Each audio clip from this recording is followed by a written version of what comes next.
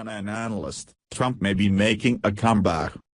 A CNN political analyst warned Democrats this week against becoming too cocksure of themselves heading into the midterm elections, cautioning that President Donald Trump has temporarily stopped the bleeding and is on the verge of bouncing back after months of an ailing favorability rating.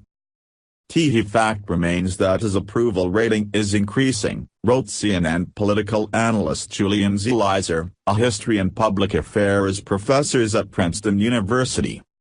Real Clear Politics revealed that Trump's average approval rate currently hovers around a notable recent high of 41.9%.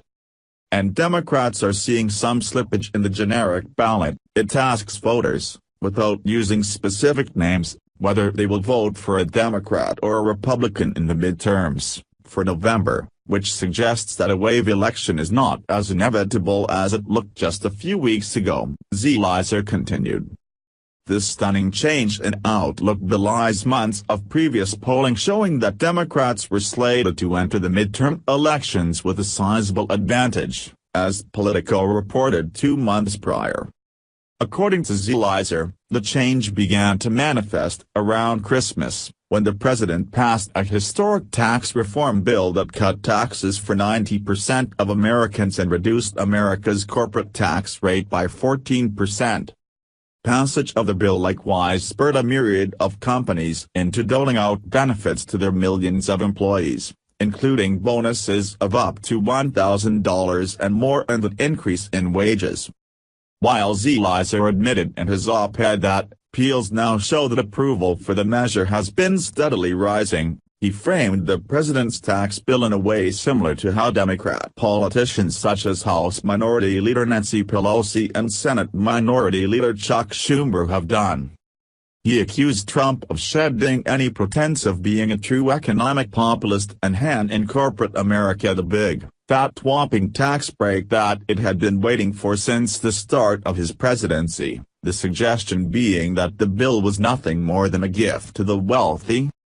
Republicans have already begun using this sort of rhetoric from Democrat lawmakers, particularly a remark from Pelosi claiming that the benefits being enjoyed by working-class Americans amounts to crumbs, to hammer them for allegedly being out of touch, as reported by The Hill.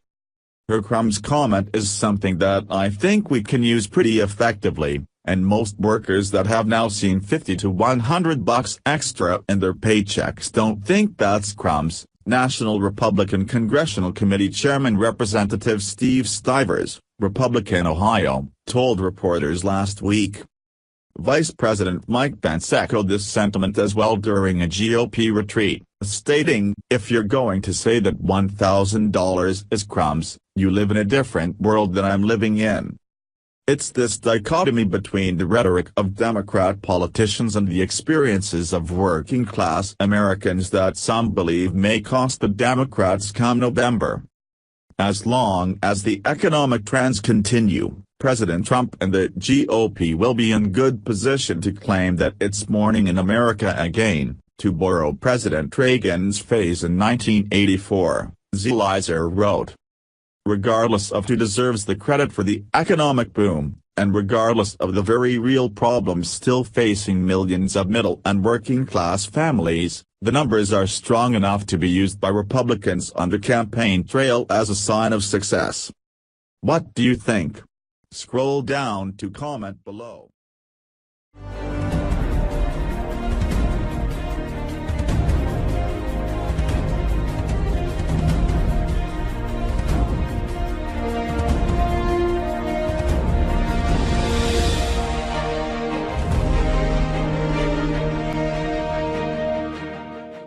Gingrich's Republicans on winning in 2018, studied Trump.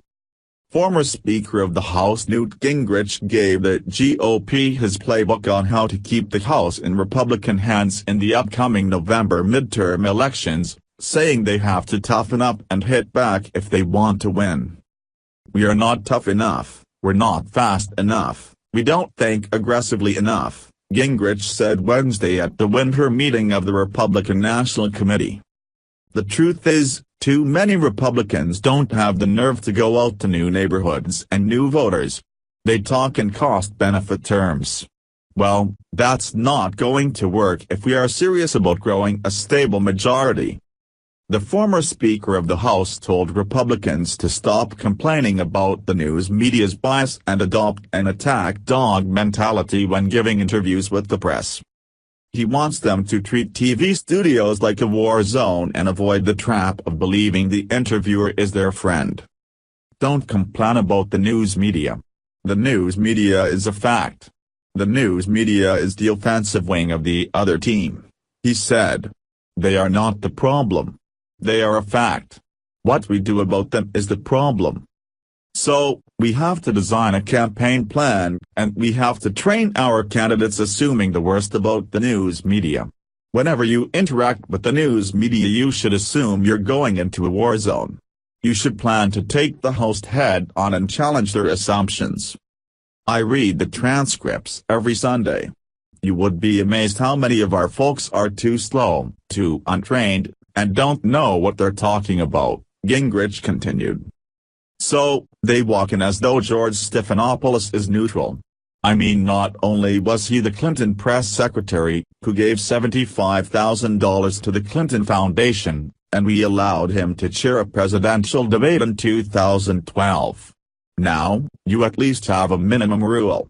Nobody who's completely on the left is going to get to chair anything for this party's good future. Gingrich believes it is critical that GOP understand they are in a cultural civil war and are fighting against people who hate and despise conservative values. It's very important for us to understand this is a fight. We are in a cultural civil war with people who despise us, Gingrich said. There's no neutrality in there. And that's why they dislike Trump so much.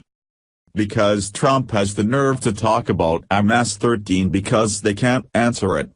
The more he is right, the more enraged they are. One of Gingrich's final points to Republicans was to embrace President Donald Trump's political style and mimic it, every chance they get. I would say to every candidate, study Trump. Trump is one of the greatest articulators I have ever seen, he concluded. He understands fighting. He likes to fight, and he is prepared to figure out how to go at you at an angle you can't defend. A version of this article appeared on the Daily Caller News Foundation website. What do you think? Scroll down to comment below.